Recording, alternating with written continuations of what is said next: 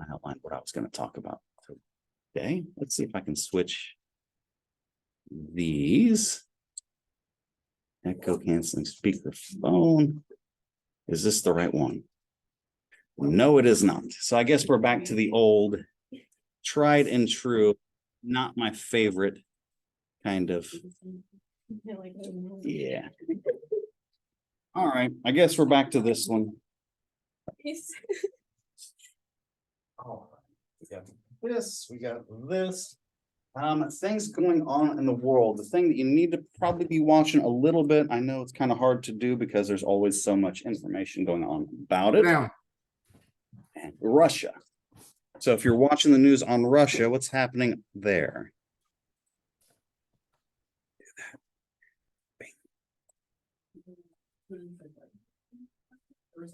Okay, so there's well, no, this is relatively new and not being reported on as widely just yet. It's towards the end of last week. They have put into duty their Satan II missile. Has another name for it. It's Russian, I can't remember what it is. But we call it the Satan II missile. Essentially, what it is a nuclear that is a cluster bomb. You guys know what a cluster bomb is, yes? Yeah. So essentially what it would do is if they used it, it would be, I think the number I heard was 6 minutes.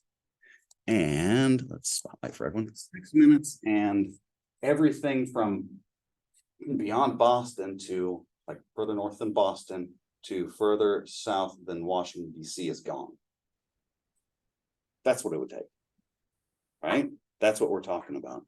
Meanwhile, Russian TV news, Russia, so this is their propaganda arm, is already threatening to deploy here if we take action there. They've already talked about they've seen Ukraine as an existential crisis. And if they start losing, which they're not doing well, but no one's really doing well because that's the way the world works. That talks about deploying it. So that's a very real possibility. You might want to pay attention to that a little bit. Let's see, there's that. What else was there? There was something else. Ooh, if I talk about housing market in here. Okay, housing market's going down a little bit. If I said Michael Berry. It's only one place I don't recognize. Brent. Okay. I will remember that now. Brent. Yeah. Still working on names. Yeah, there you are. Yeah, that looks like you. Okay, excellent. Race was gone. Working names. Okay.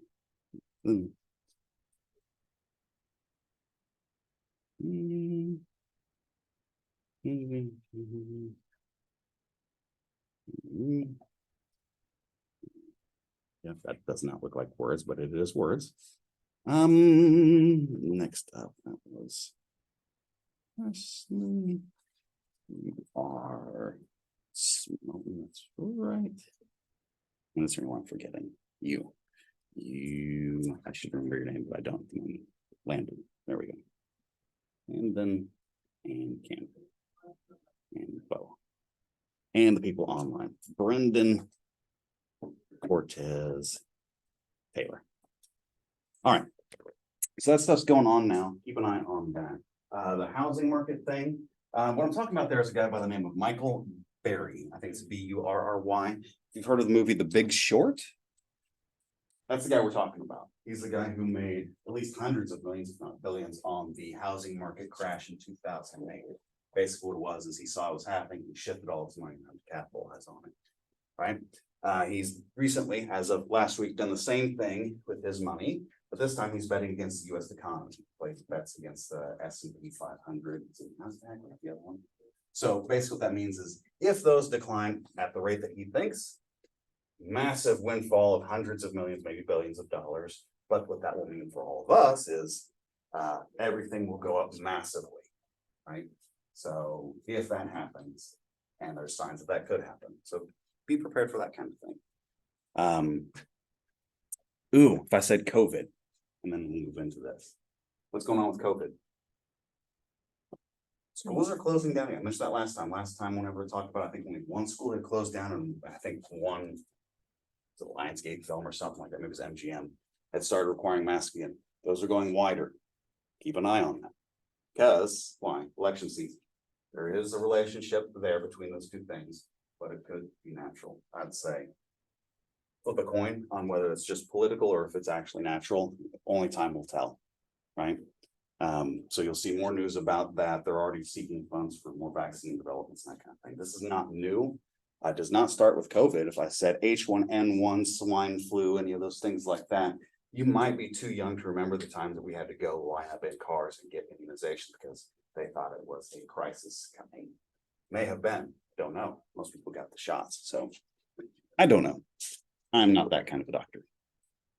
All right, the things we need to talk about beyond that. Where did we leave off with last time? I know we were in the elements and I hit the point that I really, really wanted to hit with you all. And that was the relationship between act and intent and outcome. Does that sound familiar to you all? Yes, excellent. Good. So we are exactly where I thought. Saw you, Lane. There we go. Lane. Yeah, that is the recipe for everything. You align your act with your intent. Your intent will guide your actions. The better aligned they are, you can capitalize off of that. Positive and negative. But it's essentially the difference between, I'll tell you what it is in terms of your futures. It's the difference between having a trajectory that does this and one that does this, or one that kind of does this, or one that kind of does this, right? You can get things better, you can keep things the same, things can get bad really fast, you'll make things really good, start working in that direction, right? Align up what it is you want to achieve, take those steps, pretty straightforward. So we've got act, intent, act, intent. We've got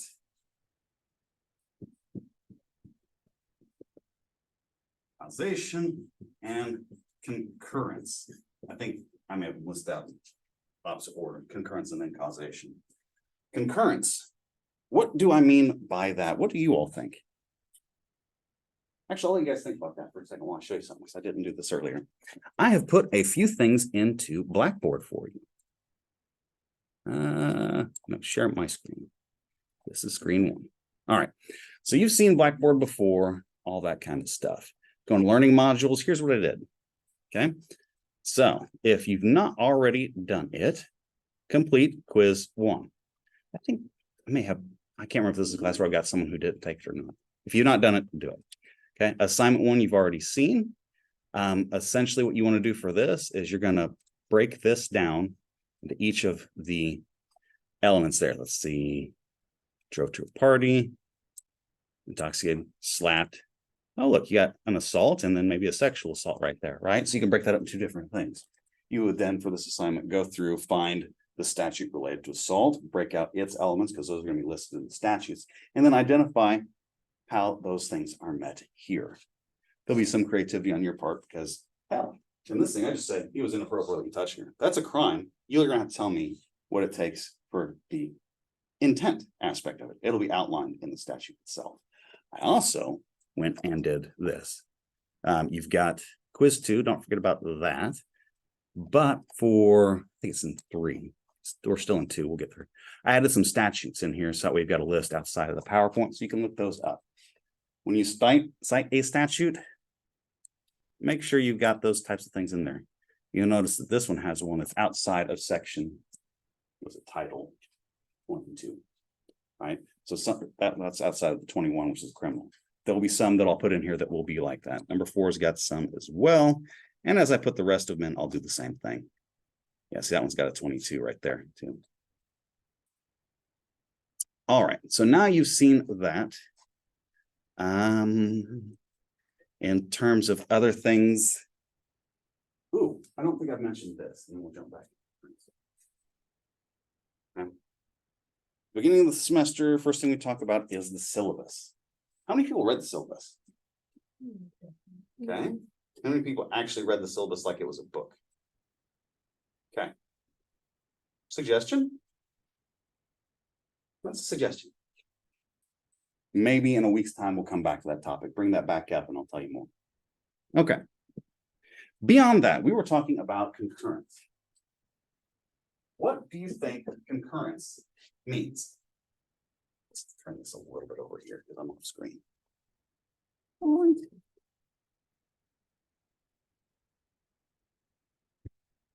I was talking about last time, aligning your act and intent.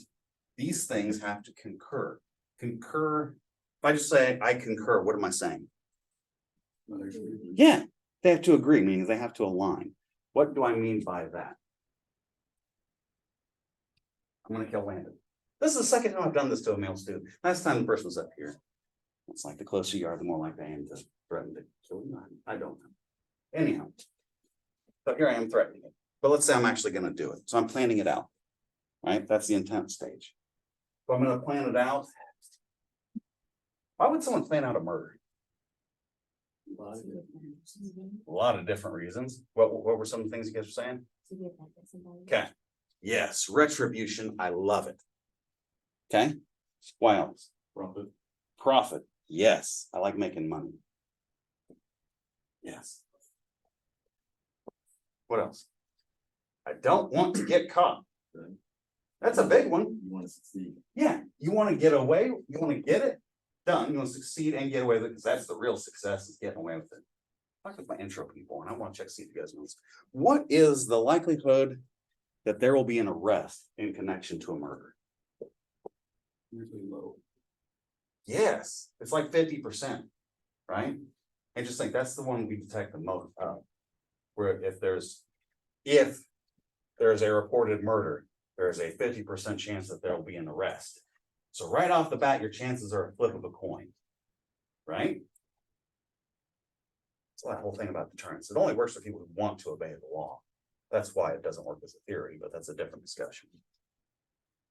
Half. So how much planning do you really need to do here? I guess it depends on your target kind of thing. But let's say I plan it out. And let's say I've tracked you well enough that I know not only when you're on campus, but when you're off campus. And I'm going to set this up where it's off campus because I don't want it to look like it's tied to campus because that gets in closer to me, right? So I figure out maybe where you work or where you live. Let's say where you live. I did where you work earlier. Figure out where you live, what vehicle you drive. I sabotage your vehicle to where when you start it, it's going to explode, right? Got a nice little bomb up there, just like in the movies. I haven't done it yet, right? I'm going to go over there. I'm going to set it up. As I'm driving to your car, I see you walking to your car or truck, and I decide to run you down instead. What have I committed? It's a crime. Yes. Okay. We're getting closer. Okay. So we have a crime. What kind of crime? Yeah. Murder, homicide, something in that area. Right. Okay. And we get to murder in probably about a week and a half. Maybe not that long, depending on how fast we get through the next section, because the next section is actually pretty fast. It's a lot of discussion, but pretty fast. So you have different degrees. We'll say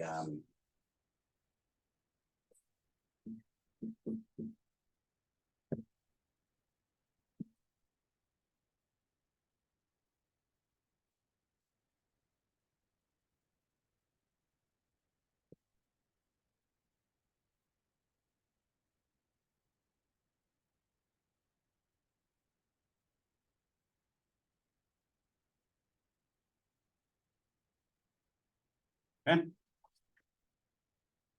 First degree murder, you're typically talking about premeditation. We'll get more into it when we get to those specific sections. Second degree murder,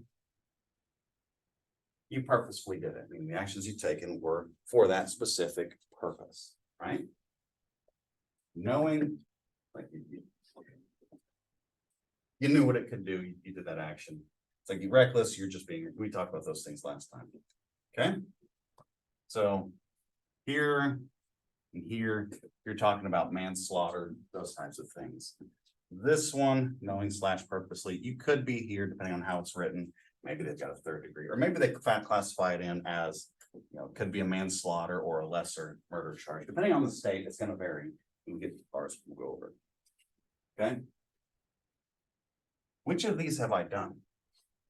If they can prove that you were planning in general, then first. Okay, I was planning. What actions did I ultimately take? Do they relate to the plan? But you You guys ever heard of Janimals? I didn't know if that's from your guys. You guys were young enough. Stick to the plan. Stick to the plan. No, okay, kid stuff. I have to listen. My youngest has gotten into the Janimals. I've had to listen to that for probably 12 hours in the last 2 days. 2 days. Yeah, going crazy. Premeditated murder. If you stick to the plan, that's what you've got. We didn't do that, right? We had a plan. We were going to enact that plan. We didn't, though. We went with something different. We're at a different level, right? That's that concurrence. These things have to align. An example, as unlikely as it could be, let's say I live in an apartment building. It's 15 stories tall. I'm on the 10th floor. Okay. I'm having a heated argument with my significant other, at which point in time I go fetch my firearm, point it at them, and send off a round. It actually happened in my life. Yes, this happens a lot, actually. It happened last year too, I think. Ooh, Yeah. I'm sorry to hear about that. Here's where it's gonna go off the rails, though. So in sending off that round, I flinched.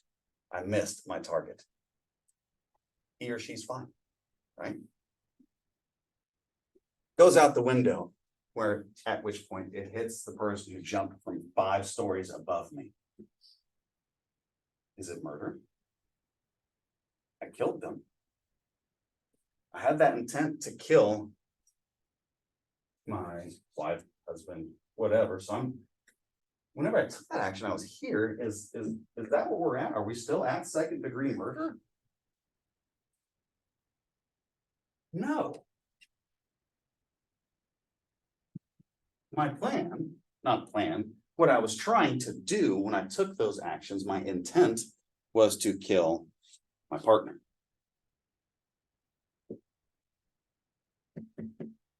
Was it reckless to discharge that weapon inside which it hit other people? Yes. Right? So maybe you're down here, right? Person was already destined to die though, so is that something you actually caused? That's where you get into some argument. We'll come to that in a second. The main thing is that you align these things, just like the lesson from last time. It's like the better aligned those things are, the more they work out in your favor. Just like with criminal actions. If you want to do something bad, you plan it out, it will work out in your favor. You may find yourself in the system, but you'll do the thing you set out to accomplish. Isn't always the case. So that next scenario was about, that last one was about concurrence. Also causation. Okay. What do you think I mean by causation? Like, it's something. The person that acted like significantly leads to death. Yeah. Did they die? If they didn't die, it's not murder, right? That's just aggravated battery with a deadly weapon or something of that nature, right? Causation is a big aspect of it. So my first important question of the day.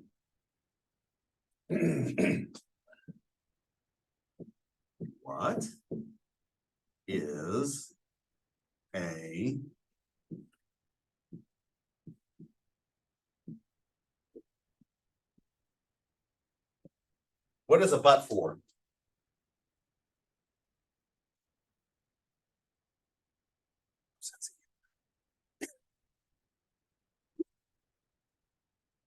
That's hilarious. I don't know what's wrong with you all. I would have laughed at this. First word out of my mouth would have been pooping. but for. If my action and my intent lead to a specific outcome, did they in fact cause it, right? These have to align. And they have to lead to that harm, right? Because we had to talk, you had to talk in intro about the elements of crime that was like the legality, that there's some type of harm incurred. So you have these elements and some other crap. And it's like, yeah, but really what we're talking about this, all that other stuff's built in, it's cooked in. You don't have to, it's like trying to tell me the ingredients of the pizza crust. When I bought a pizza crust, I don't need to know, right?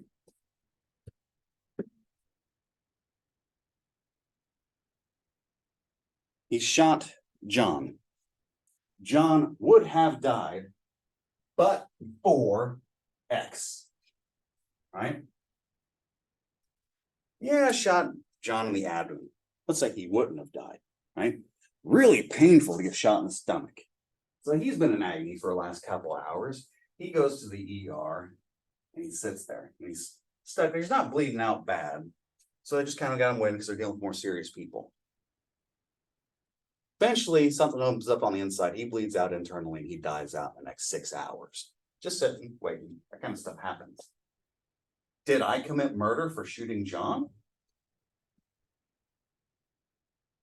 There's an argument to be made there, right? That one, it's how long is this expected? That kind of thing. If I said John goes into surgery, he goes into surgery, and while they're in there, dies. Is it still my responsibility? Depends. It's like for the most part, yes. Right? He wouldn't have ever been there had it not been for me shooting him. But let's say the doctor fucked up. Bad, right? He dies in mid-operation, but maybe for some reason the doctors say in that course of that surgery, they leave some tools inside of John. John gets a massive infection and dies. Have I then committed murder? He wouldn't have been there but for me, but he wouldn't have died, but for the mess up. Medical malpractice is one of the not number one, but one of the top killers for people, right? That's a lot more likely than me shooting somebody, them dying. In that situation where someone else bears responsibility for their actions and they intervening actions, that would not be murder, right? That would just be that aggravated battery with a weapon kind of thing. That one's not murder. I didn't kill him. That's Dr. So-and-so. They did that. Right?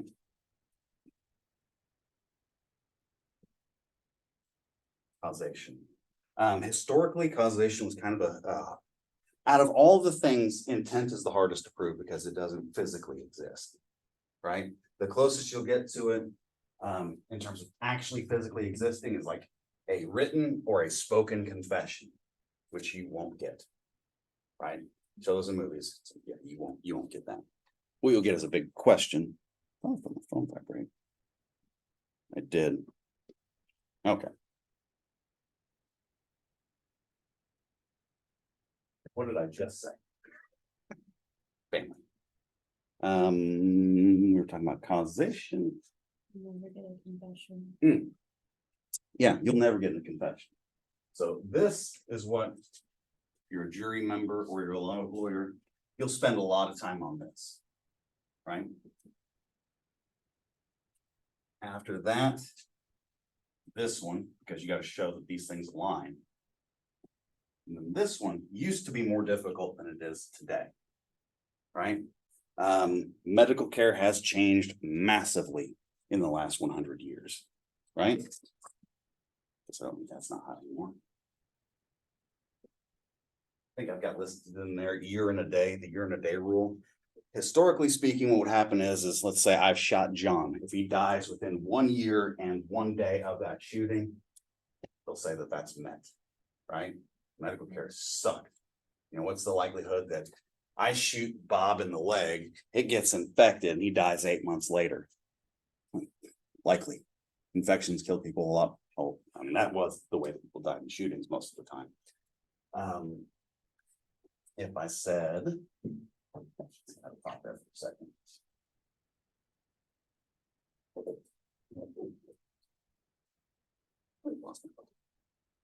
Give me a second.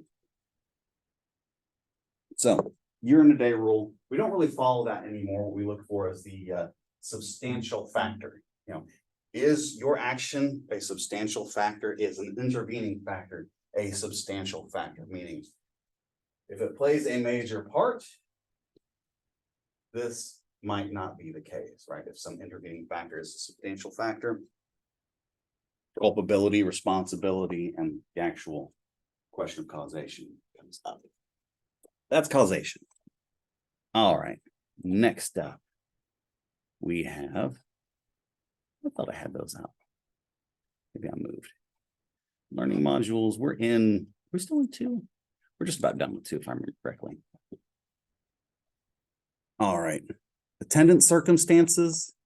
Attendance circumstances, you'll see that in there. Basically, what that means is the criminal statute for a crime has some other facets around it, right? So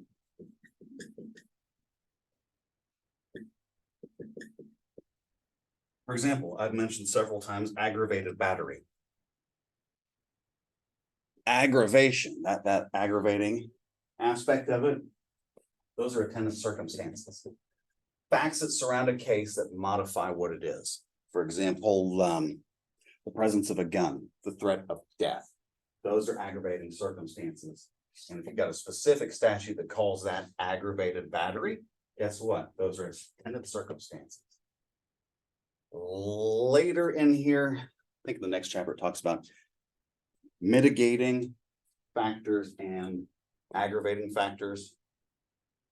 Semi sort of talking the same thing. What it is whether or not it's built into the statute itself. If it is, it's attendant circumstances. If it's not, like if it's not a separate crime, but something that enhances the crime itself, like the punishment, then those are aggravating and mitigating circumstances. So it depends on where it's at in the statute versus the trial process. So that'll come up later. If you guys got questions, ask me. So probably we'll leave it for that till we get to it. Okay, liability. Liability comes up in here because there's a few reasons why. There are times where we are responsible for things that aren't our own, right? Typically, when you're talking about liability, you're talking about civil liability, but not always. You can be criminally liable for someone else's actions. If I said, ooh, here was something that's going on in the news, and I'll bring in and discuss it in terms of this. Politics stuff. You know, I've mentioned before about how political sides are using the criminal justice system against their parties. That's both parties doing that, by the way. If I said Antifa, you guys heard about them in the news recently? Okay. Attacking the Cop City training ground in Georgia last year, I think it said 61 people were hit with RICO charges, right? That was within the last couple of days, maybe today, right? 60 people on one side picked up for that. On the other side, you got the January 6 people and all the stuff they've got there. When I say you may not be responsible for other crimes, let's see if this is one. What was that guy's name? Was it? Yeah, we can look right there. It's not Enrique Iglesias. Enrique Tarrio. We want news. We'll go with USA Today. 22 years, harshest January 6th punishment. Sentence last week, the longest president sentence yet. He was not even there on January 6th, right? So you got some of its other actions, other crimes, that's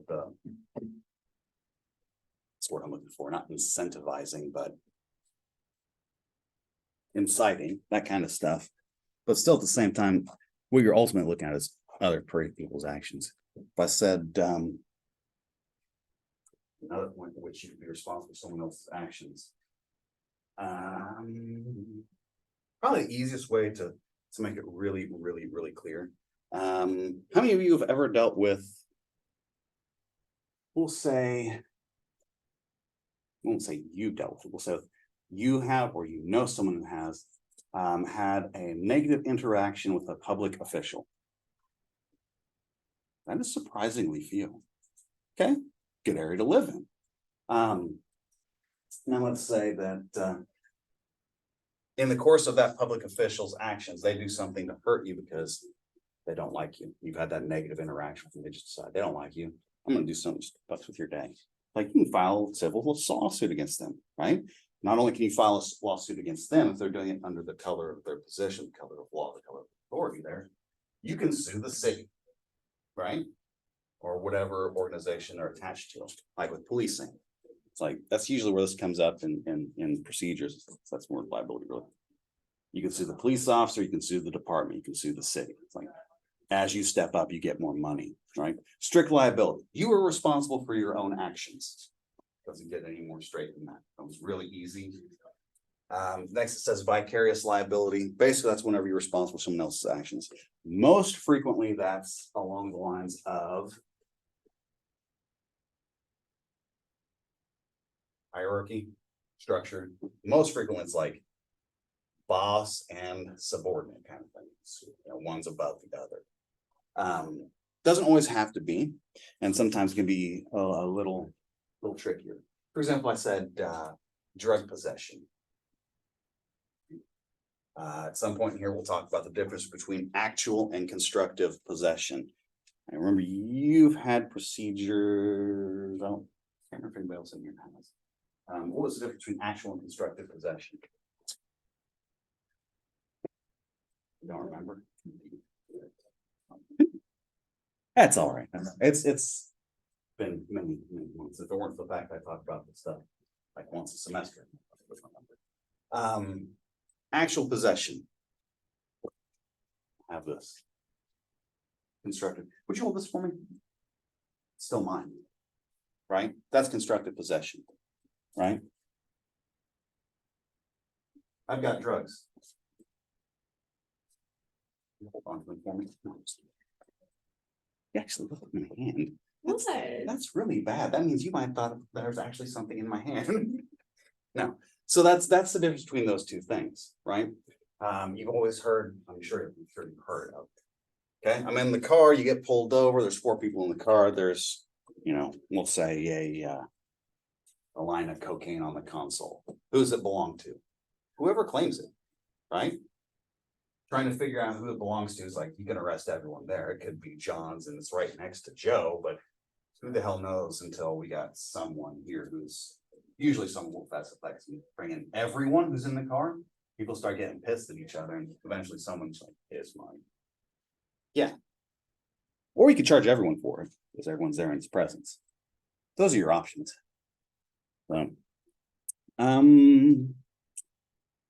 Enterprise liability. That's that same thing I was just talking about, just one step up. That's where you're holding organizations, that kind of thing.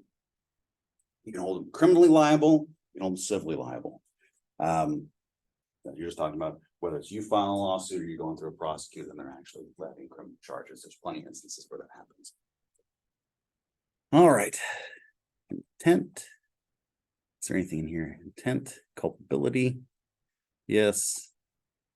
Yes. Any words I didn't. Corroborating evidence. I don't think I talked about that. You know what it is. You're just confirming something, a belief or proposition, that kind of thing. More evidence you can do, present to support it, the more likely it is to be a fact. And that's what we're trying to do, is we're trying to influence jurors to believe what we think happened. Ability, elements, crime, ability, inference. Did we talk about inferences? Okay, that's more of an evidence type of question. Basically, there's 2 types of evidence. There's direct and then there's circumstantial. Right? Direct evidence will tell you specifically what it is that you're trying to figure out. Like, let's say I go to shoot Joe or run him over or whatever it was I was going to do. There's a video recording of it. Click play. There you go. That's direct evidence. Right? You can see that. Circumstantial evidence is anything that requires an inference, meaning it'll provide a fact. From that fact, you have to make a jump to another fact. That would be like, instead of it being a footage of me actually committing said murder, it's going to be footage of the parking lot that we were in as I'm leaving. Right? You're gonna see me come in and you're gonna see me leave, and it's gonna be within that time frame that that murder took place. Able to make the fact I was there. Inference, I'm involved. That's the difference, right? If you're making a jump off, it's inference. Intervening act we talked about. Legal duty we talked about. Motive we talked about. Yep. Yeah, it used to be a year and a day rule. I don't remember the case. It's like how bad medical care was. I can't remember the guy's name. Rich banker. You probably heard it. Maybe the first story about it. Got real angry, kicked his safe one day, gave himself busted his toenail infection, died a couple months later. It's like that's kind of stuff we're talking about in terms of why causation was as much of an issue as it was then, but it will remain today. And now the next question. The big question of the day. We're at 11:34. We got some time to get into it. Excellent.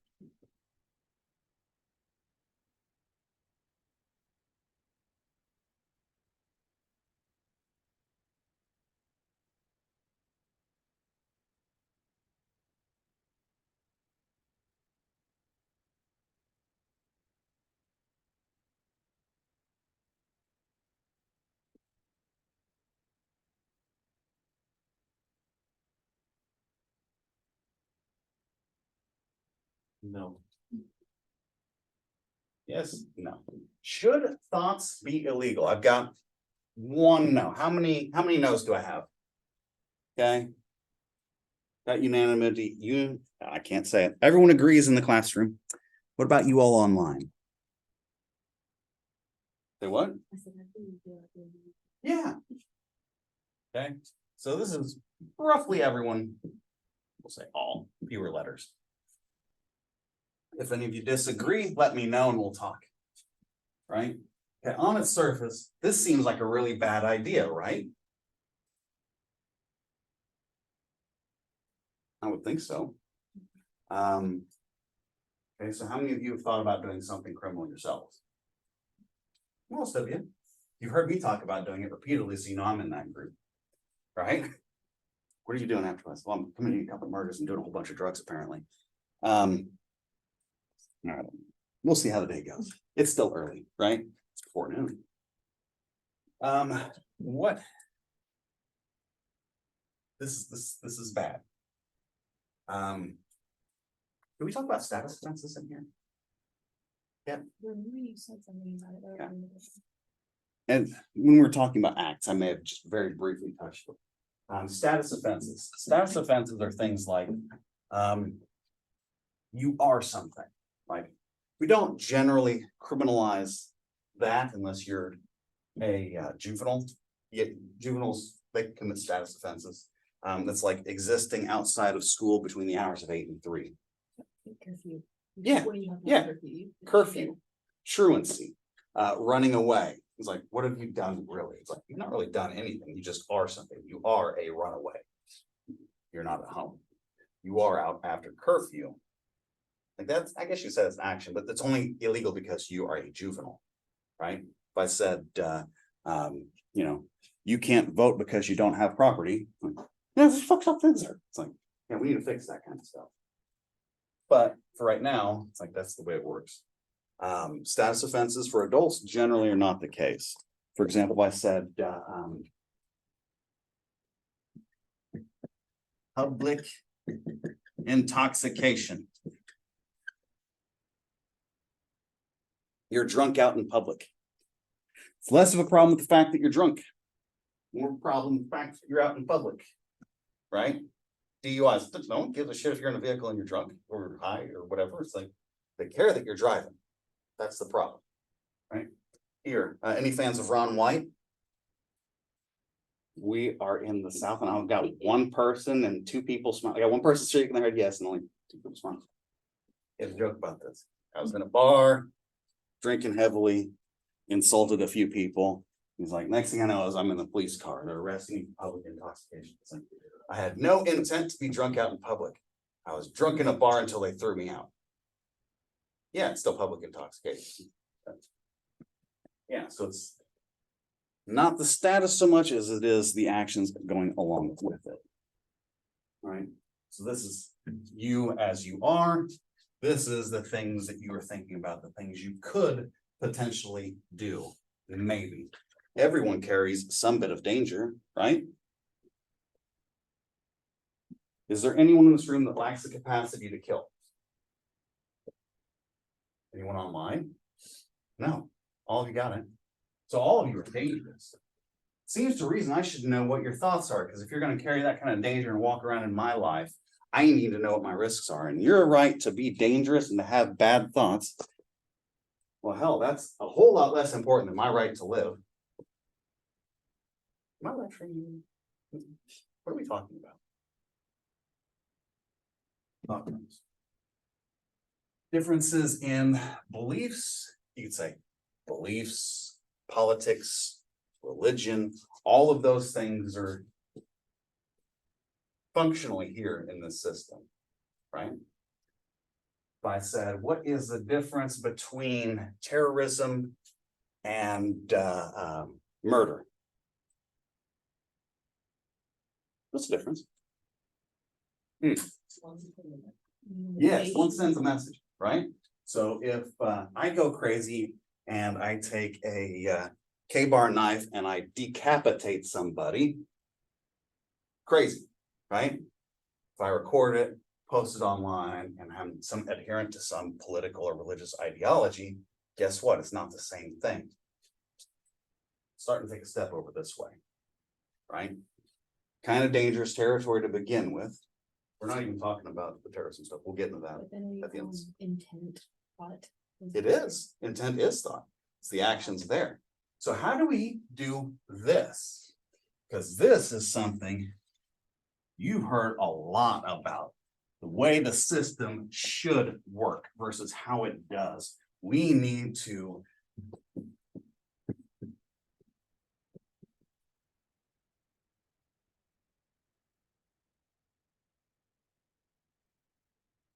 be proactive.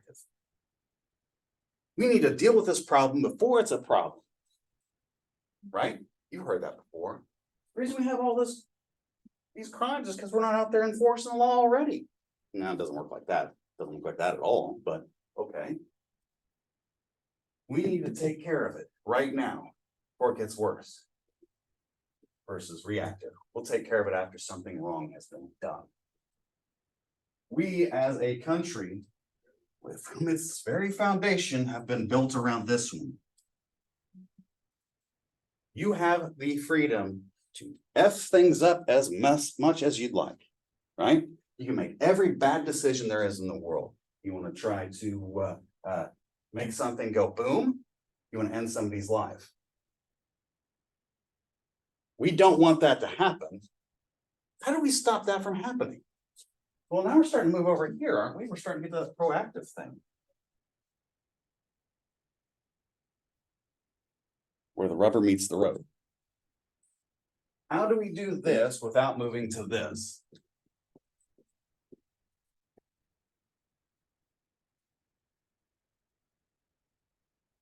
Probable cause? Something's more than likely?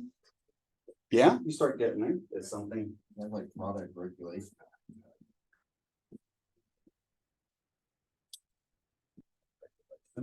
You do have that to some degree. That will do a great deal. It'd be like if I ordered 100 pounds of fertilizer X, it's like all of a sudden that's going to go for a flag. If I start ordering like electronic devices, microchips and shit like that, it's like all of a sudden they're going to start looking at me a whole lot closer, right? That'd be like, would be another good example. Anarchist cookbooks. You guys ever heard of that? Mhm. Couple of you have. The rest of you haven't. Anarchist cookbooks are a series of books. These books, what they are is, you could say it's a cookbook. It's not so much cookbook except for whenever you're like making bombs, which they have those. But it's just directions on how to do things. Just general destruction, that kind of stuff. Like bombs are usually the go-to one, but there's a whole series of them. Right? You get those books, guess what happens? You get better ones. As soon as you get it, guess what? They start watching you more closely because they want to see when this is no longer just that. Right? And there is a very, very fine line between these two things. Right, between proactive and reactive, right? I mean, it's really easy. If you want to get proactive, we could watch everyone all the time. We actually have that capability now. We could literally do that. We could. Some places kind of do that already. When you think about, you go over to England, everything, everywhere you go, if you're in London, is on camera. Right? You go over to China. Everywhere you go is on camera. They watch everything. Why? Because just as soon as they get any idea that you're doing this, they got you. Right? So much so that if you light turns green, I'm going to take the crosswalk. Okay, light's turning yellow. I'm still in the crosswalk. It turned red. Guess what? They flag me and I get punished on their social credit system. Right? And that's just for something like that. So can we do this? Now more than ever. Now more than ever. What that will lead to? Go back a century. And it'll be worse because we're more efficient. How much time we got? 6 minutes. Okay.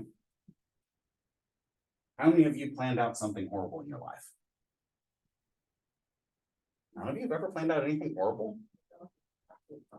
None of you have ever planned out a crime? Like a bad one? No, I'm not saying acted on, just planned it out. Like hypothetically, whenever I was in high school, I remember when, was it Klebold and the other guy's name? The first one that got a lot of attention, that was whenever I was in, was it junior high? I can't remember. But then there were a lot of discussions on, okay, how to keep schools safe. There's going to be school shooters. They're going to target people because, yeah, they're trying to yank at the heartstrings of society because they want to be famous, that kind of shit. In doing so, the first thing my friends thought about is, okay, so if we're going to think about this, we should plan out one, because how would you go about doing it? This is our building, this is our facility, our structure. I planned one out, right? I have just planned out school shooting. Am I here or am I going to act on it? That's the question. Is it all hypothetical or is it real? Right? I'm giving out a scenario for killing Landon. Is it hypothetical or is it real? Yeah. Right? So how do we know when that so now let's say we're completely detached from class. You and me are not you and me. We'll say we're coworkers in a business and I've done the same thing. I planned out your death because I don't like you, we don't get along. Or maybe I'm just crazy, right? When have I taken that leap from here to thought crime to I'm gonna do it? Yes, you need something to happen here to show this, that you're moving it into action, right? Once you put those plans into action, that's the point where you have done something that you can punish. It needs to be reactive. If you're proactive, the person you're punishing hasn't done anything wrong at all, right? You need something to show that they're going to. That's how you start getting at some of these anticipatory crimes. We can't criminalize things before they take place. We only criminalize it after they take place. We only do that, then there is no prevention. So how do we do it? Well, we need to start creating statutes that deal with attempts, failed attempts, things that are in the process of planning, things like that. So that's where you get all of the attempted crimes. That's where you get like things like the conspiracy crimes. All of that is to deal with this loophole.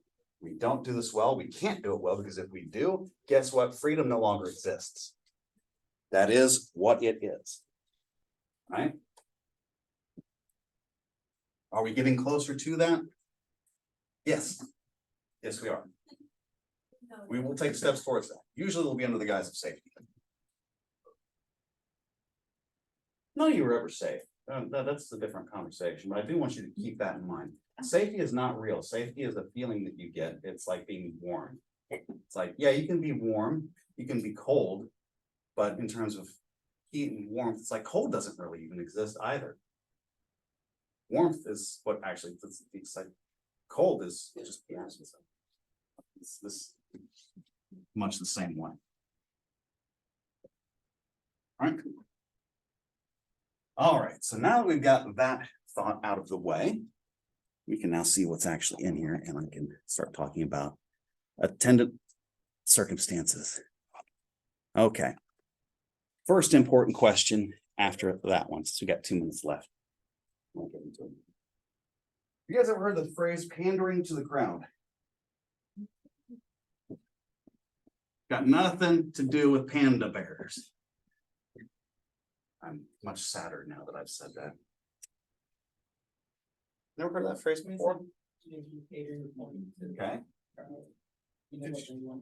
Did you know that this is also a crime? You know what that is more commonly known as?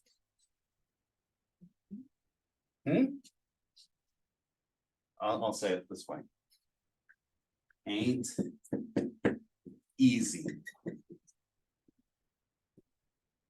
That may be a cultural reference outside of your age group as well. Close. It ain't easy. Something ain't easy.